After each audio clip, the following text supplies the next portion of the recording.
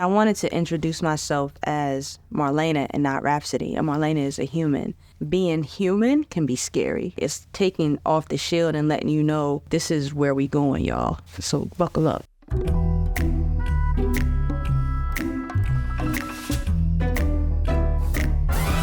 Asteroids is me allowing myself to be vulnerable, right? It's about being okay with living and your honesty. You don't have to be perfect. You don't have to be this idea of what success is. My thoughts and my opinions and my feelings are just as valid as anybody else.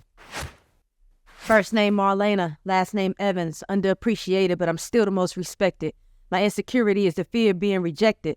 When you this raw, they listen with an erection. So I started it with first name Marlanna, last name Evans from a conversation I had with No I.D. You know, we was going through songs, just listening. He was like, rap. Everybody knows you can rap, but that's the only thing we know about you. And, you know, he brought up Eminem as an example. He was like, we know his name is Marshall Mathers. He loves his daughter, da-da-da-da. And he brought up the song, my name is Slim Shady, right? And I was like, all right, well, I could do that too. My name is Marlanna Evans. So first name Marlanna, last name Evans. And then it just kind of went from there. It was just like, yo, whatever you feeling, just say that. Niggas pull the Drake before they rap about affection. There I go, it's hard to rap without a message. My biggest flex is I can stand on what I did. Never faked anything the cause of how I lived. I ain't no millionaire, I ain't no bitch. Real niggas don't shoot, they talk with their fists. I love playing with words, and I have a lot of respect for Drake's vulnerability. I love that, especially as a man and a man in hip-hop, that he's not afraid to be emotional. In our community, sometimes we're taught not to show emotion. You take in life, you fight in, you put yourself in just a situation that you necessarily won't be in because you don't know how to deal with your emotions. So that's just the play on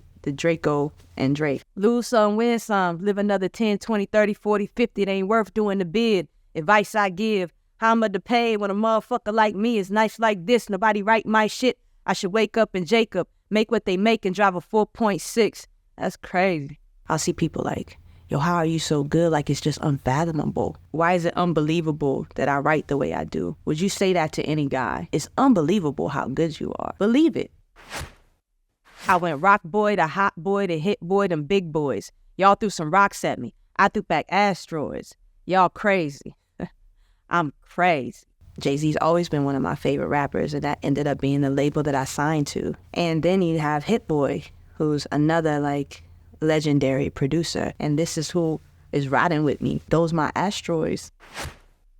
I spit that, oh my God shit to rearrange your molars. This for the culture. This that rap shit underexposed to. Almost went MIA on niggas like Lauryn out the window like the Joker in the foreign acting foreign. I think I was at a position of like, do people really care? Maybe I should just disappear like Lauryn and just go do something else. And her album Unplugged, I listened to it so much. For her to make an album like The Miseducation and then come back and do an Unplugged, and to be as raw as she was. And that was the space I was in, about being raw. I just related to that. There was a beauty and a freedom in that. Almost went psycho. Janae Aiko. It's gonna be 2K, only way these low brothers could ever play me. Janae Aiko, she has a child by one of the B2K's brothers, right? B2K, but like B2K the game, like y'all can't play me like little brothers play the game. It's just this layer thing that was going on. Industry plants, I eat them like Dr. Sabi. If I went basic, I'd be in the Wraith. If I had a dick, I'd be in the greatest debate. The value put on men, especially in this space, is a lot different than us women. So if you gave the same lyrics, same beats and everything and just gave me a song, boy, I'd be in your conversation. Call me, pick me, fuck y'all bitches like Lena Waithe. That's my pride talking, insecurities. I face scars like Omar coming. Nah, rap back. Took bigger steps than Kodak. OK Player had an article somebody wrote, just again calling me a pick me, and it just blew my mind. Like, I don't even understand how you even got there. And that was just word playing with Lena Waithe, you know, who has sex with women. She stands on that. She's prideful about it.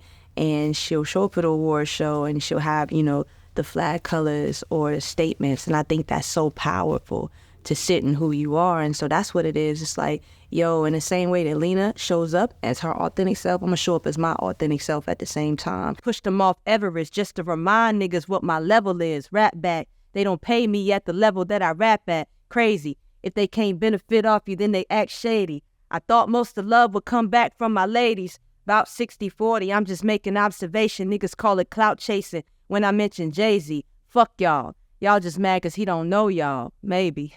I always thought, because I spoke from being a woman and to women, that those are the ones I would connect with most, but it's mainly been men that have been the bigger part of my fan base. There will be conversations about the sexualization of women in hip hop, right? And how it's such at the forefront of mainstream media. You have guys saying like, yo, why don't y'all support this artist whose image doesn't align with that the same as you do them, right? And it's like, y'all don't support them either.